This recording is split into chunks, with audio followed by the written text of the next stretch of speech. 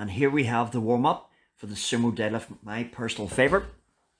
Now again, a dynamic movement pattern for the lower back and obviously the hamstrings here as well. Again, just make sure you have your hands behind your head for safety. Again, it's a great fun warm-up. And from there, toe touches. So again, in this wide-legged position, getting the hamstrings, getting the adductors warmed up. All the muscle fibers we're going to be using for this wide-legged deadlift position. As you can see, I'm using my opposite hand to push myself forward. And again, I've got very tight hips. So I'm doing a hip 90-90 drill, which is a great technique. You shouldn't really have to use the hand behind. If you can, try to avoid that. But again, years of heavy training have played about with my hips, so I just need a wee bit of assistance getting that forward, okay? And what I was doing there is lifting the foot, and now I'm still getting the glutes and the hips really firing, okay? Because again, a lot of the areas that we're going to be using, so this is a better angle to see that foot elevation as well. Really get the external hip rotation working. Now lifting the knee and really firing that up and in. Again, for anybody that has hip issues, this is a great warm-up as well. Now the video is in a different sequence after this one.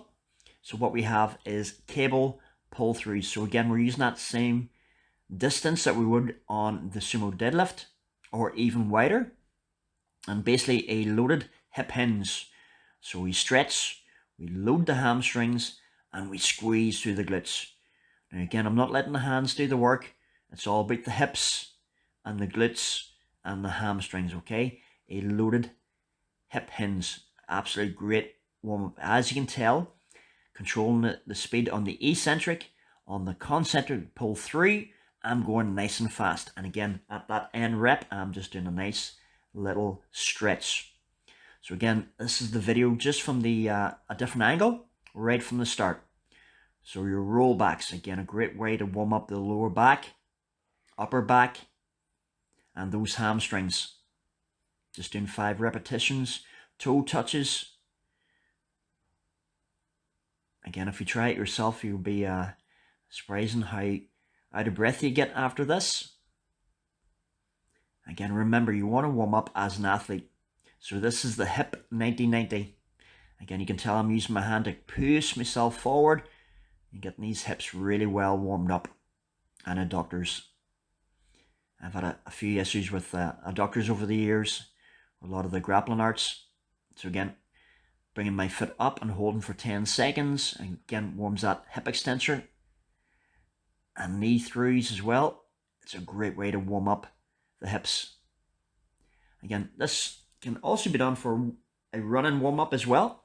It's not just for the deadlift, but it does really help me get the most from my workout. Again, some days I'm feeling great, I might just leave 1 or 2 of these warm-ups out. But I tend 90% of the time to stick with the same warm-up. Again, this is just a different angle from the cable pull-through. If you don't have access to a cable machine, a band is just fine. A cable is nice and smooth, where you find the band will be a little bit more aggressive in the lockout position, as it's adding weight under tension, whereas it's smooth all the way through. When you find you do this routine, your glutes and your hamstrings and your hips do feel very, very good. Okay, now we're on to, again, with external rotation of the hip joint, we're warming up the adductors as well, okay? A muscle fiber that doesn't, or gets quite overlooked. So just like the conventional warm-up, or warm-up for the conventional deadlift, this time we're going on the external range, and we're trying to focus on the hamstring, but also the adductor, and a little bit of a groin stretch, okay? So 10 lockouts, and a 10-second hold. Again, this is great for groin mobility as well. So again, because of the wide-legged position, we're going to the outside of the body. Lockouts again, predominantly hamstrings, but you do get adductor activation here as well. Again, any of these movements does feel quite good. Doesn't have to be done as part of the warm-up. It can be done as a stretching routine. We also do have a stretching routine video if you would like to check that out.